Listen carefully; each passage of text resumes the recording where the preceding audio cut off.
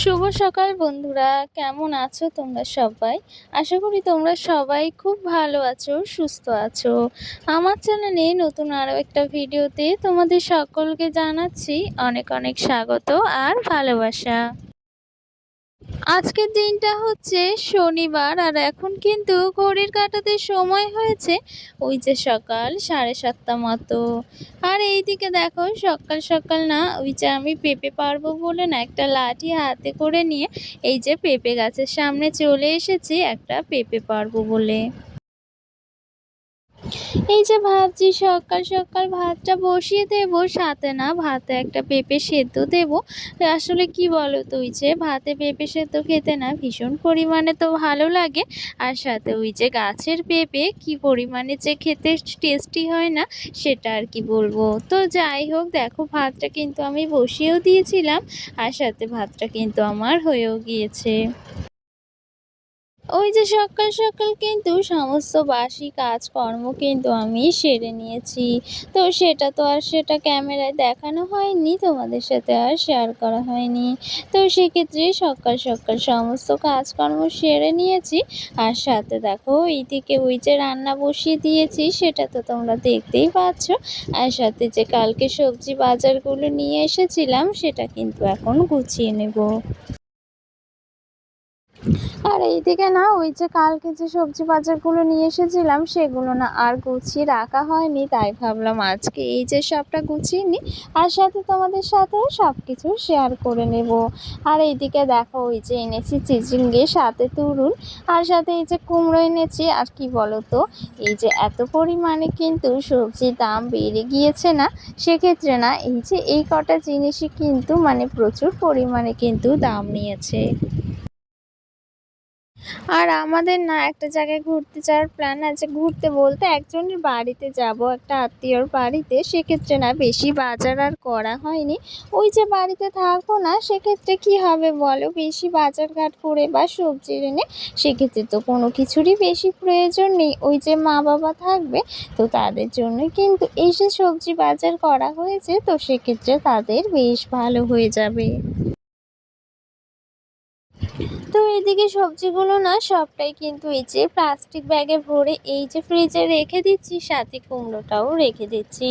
আর দেখেছো তো ফ্রিজের মধ্যে কিন্তু অনেক মানে জিনিসপত্র রয়েছে। জিনিসপত্র বলতে এই যে সমস্ত বাটি, গামলা, কন্টেনারে কিন্তু খাবার দাবার রয়েছে। মানে কি জানো তো, ওই যে আগের দিনের সব তরকারি, সাথে আরও কিছু রয়েছে। ওর সাথে ওই যে আমও রয়েছে, কাঁঠাল রয়েছে, কি জানো তো ওই যে ওগুলো সব আনা হয়েছিল না, সেক্ষেত্রে সবটাই রয়েছে। সাথে কয়েকটা জলের বোতল রয়েছে। এই তো ফ্রিজের মধ্যে এগুলোই তো সবসময় থাকে, মানে কখনো কখনো ফ্রিজটা না একদম ফাঁকা থাকে, আবার কখনো কখনো একদম এত পরিমাণে কিন্তু ভর্তি থাকে সেটা আর কি বলবো। তো যাই হোক, আজকে তো ওই যে নিরামিষ রান্না বান্নাই করা হবে, সেক্ষেত্রে ওই যে যা সবজি আনা হয়েছে না সেটাই কিন্তু রান্না বান্না করা হচ্ছে। ওই যে রান্না বলতে আজকে পটলের তরকারি করেছি নিরামিষ করে, আর সাথে কিন্তু এই যে উচ্ছে দিয়ে না আলু দিয়ে ভাজা করব।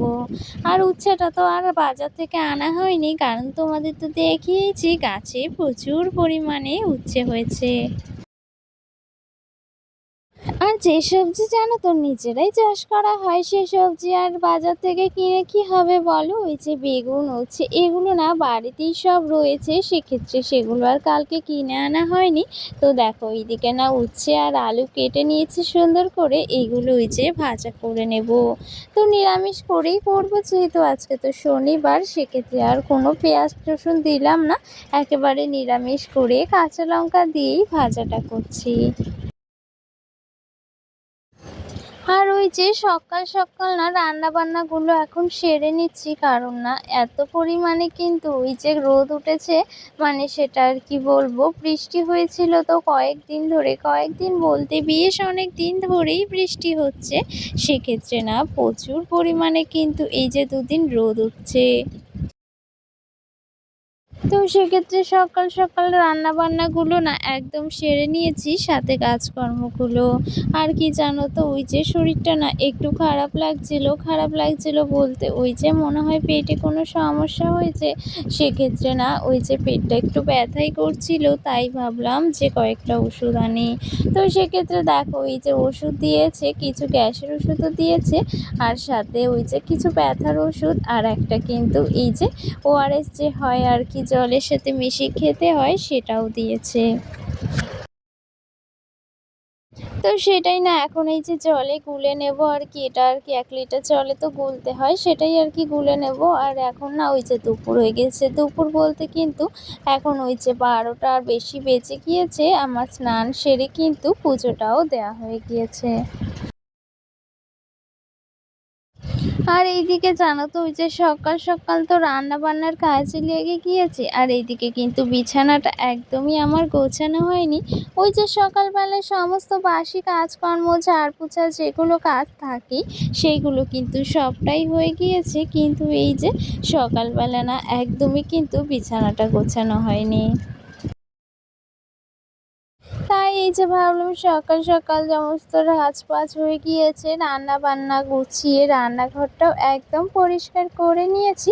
এখন ভাবলাম ঘরে চলে এসে বিছানাটাও গুছিয়ে নিই। আর কি জানো তো, এই যে ঘরের বিছানাটা না প্রচুর পরিমাণে যদি এরকম অগোছালো হয়ে থাকে, সেটা আর কি বলবো বলো, কতটাই যে খারাপ লাগে।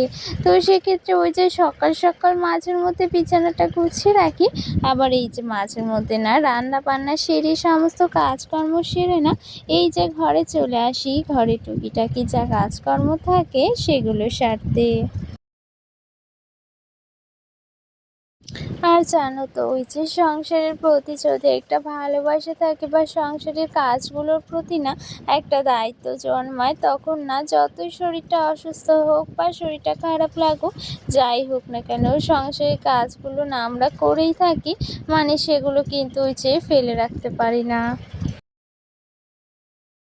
ওই যে শরীরটা যতই খারাপ লাগুক না কেন, সেক্ষেত্রে না চেষ্টা করি একটু যদি ভালো লাগে তখনই কাজগুলো সেরে ফেলতে।